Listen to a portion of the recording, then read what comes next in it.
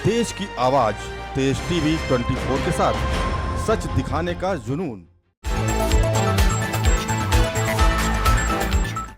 बांग्लादेश सरकार ने मंगलवार को कहा था कि उसने पश्चिम बंगाल की मुख्यमंत्री ममता बनर्जी के बयान को लेकर भारत सरकार को एक नोट भेजा है। ममता बनर्जी ने अपने बयान में कहा था कि वो पड़ोसी देश के असहाय लोगों को शरण देंगी। बांग्लादेश के विदेश मंत्री हसन महमूद ने कहा है कि पश्चिम बंगाल की मुख्यमंत्री के बयान से भ्रम पैदा हो सकता है और लोग गुमराह हो सकते हैं। उन्होंने कहा, लेकिन मैं आपको ये बता दूं कि अगर असहाय लोग हमारे दरवाजे खटखटाते हैं तो हम निश्चित रूप से उन्हें आश्रय देंगे।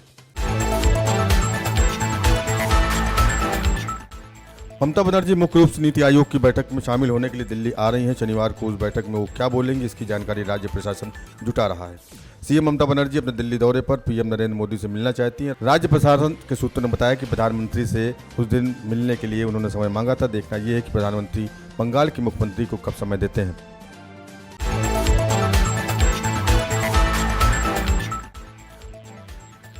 मंगलवार को केंद्रीय बजट पेश होने के बाद से ही विपक्षी नेताओं ने कटाक्ष करना शुरू कर दिया है। बुधवार सुबह विपक्ष संसद भवन भारत के बाहर एकजुट होकर विरोध प्रदर्शन में शामिल हुआ। विरोध प्रदर्शन में कांग्रेस नेता सोनिया गांधी, लोकसभा में विपक्ष के नेता राहुल गांधी, राज्यसभा में विपक्ष के नेता मल्लिकार्जुन खड़गे, तृणमूल कांग्रेस के कल्याण बनर्जी, डोला सेन, महुआ मैत्रा और अन्य सांसद भी विरोध प्रदर्शन में शामिल हुए।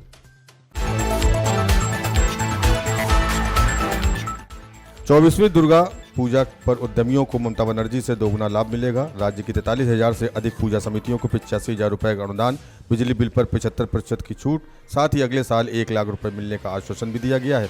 मुख्यमंत्री की घोषणा के बाद मां दुर्गा के आवाहन की तैयारी में लोग जुट गए हैं। दरअसल पिछले कुछ सालों में ममता सरकार की आर्थिक मदद से बंद की गई पूजाओं की भी प्राण प्रतिष्ठा शुरू हो गई है।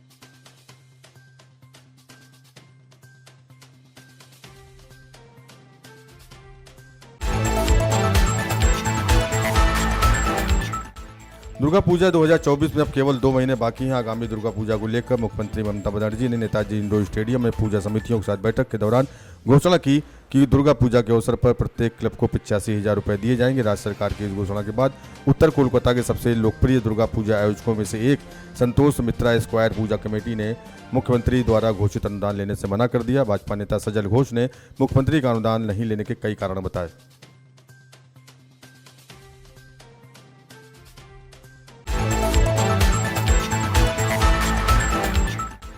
शो दहेज दासी में अपने नृत्य कौशल का प्रदर्शन करने वाली एक्ट्रेस सायंतनी घोष ने कहा कि भारतीय शास्त्रीय नृत्य शुरू से ही उनका जुनून रहा, हालांकि उन्हें कभी भी इसे औपचारिक रूप से सीखने का मौका नहीं मिला।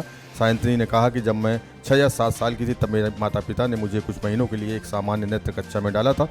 कोलकाता में पली बढ़ी सायंतनी के स्कूल में अक्सर नोबेल पुरस्कार विजेता रविंद्रनाथ टैगोर के नृत्य नाटकों का प्रदर्शन किया जाता था, जिसमें नृत्य के साथ अभिनय और भावनाओं का मिश्रण होता था।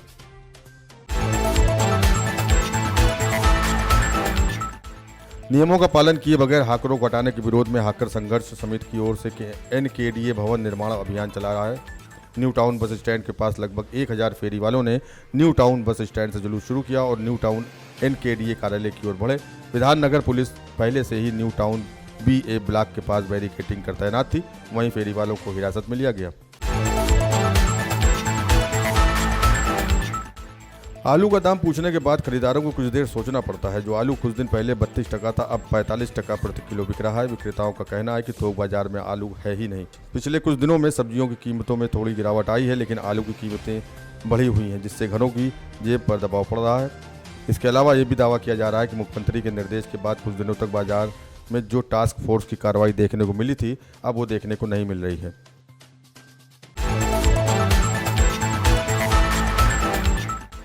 पश्चिम बंगाल में सोमवार से शुरू हुआ आलू व्यवसायियों की हड़ताल अभी भी जारी है। प्रगतिशील आलू व्यवसायी समिति की हड़ताल के कारण मंगलवार को भी राज्य में आलू की कीमतों में उछाल देखा गया था। हालांकि सरकार के प्रतिनिधियों और प्रगतिशील आलू व्यवसायी समिति के प्रतिनिधियों के बीच एक बैठक होने की संभावना है। सिंगूर और हरिपाल के आलू व्यवसायी ने सोमवार को प्रगतिशील आलू व्यवसायी समिति की हड़ताल का हिस्सा नहीं लिया था।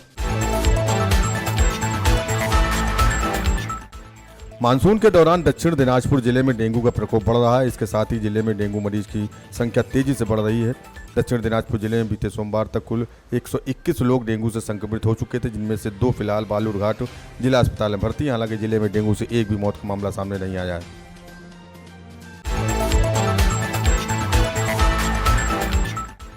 सीमा सुरक्षा बल बीएसएफ ने कहा है कि पिछले 4 दिनों में 4300 से अधिक छात्रों ने बांग्लादेश से भारत में प्रवेश किया है, जिनमें 1 कनाडाई और 2 मालदीव के नागरिक शामिल हैं। बीएसएफ के पूर्वी कमान के एक अधिकारी ने बताया, शुक्रवार से 4315 छात्रों के भारत बांग्लादेश सीमा को पार किया है और बीएसएफ द्वारा सहायता प्रदान की गई है। इन छात्रों में 3087 भारतीय, 41 बांग्लादेशी, 1118 नेपाली, 66 भूटानी, 2 मालदीव के और 1 कनाडाई नागरिक शामिल हैं।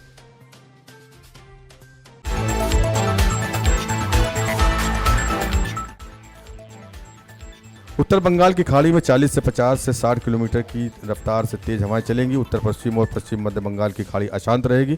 अलीपुर मौसम विभाग के क्षेत्रीय अधिकारी सोमनाथ दत्त ने बताया और मछुआरों के लिए चेतावनी संदेश गुरुवार तक जारी करने की सलाह दी है। अगले कुछ दिनों तक पश्चिम बंगाल के उत्तर बंगाल से लेकर दक्षिण बंगाल तक के सभी जिलों में बारिश होगी। कहीं भारी बारिश की संभावना है तो कहीं हल्की बारिश की संभावना है।